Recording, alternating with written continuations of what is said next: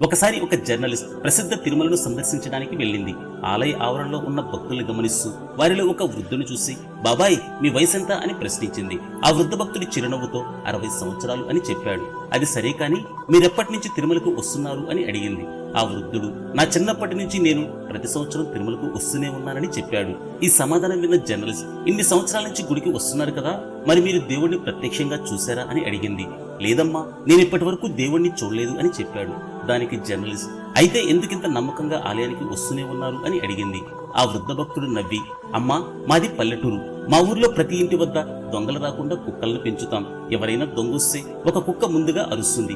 దాన్ని చూసి దూరంగా ఉన్న మిగతా కుక్కలు కూడా అరుస్తాయి. కానీ ఆ మిగతా కుక్కలు నిజంగా దొంగను చూసి అరుస్తున్నాయా? కాదు కదా, అవి నమ్మకంతోనే అరుస్తున్నాయి.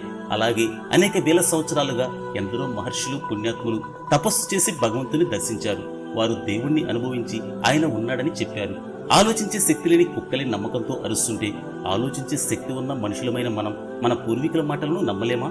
ఈ నమ్మకంతోనే నేను దేవుణ్ణి తప్పకుండా దర్శించుకుంటానని చెప్పాడు. నిజమే కదా? ఏంటి బస్ అలా స్క్రోల్ చేస్తున్నారు? వీడియో నచ్చితే సబ్స్క్రైబ్ చేయొచ్చు కదా.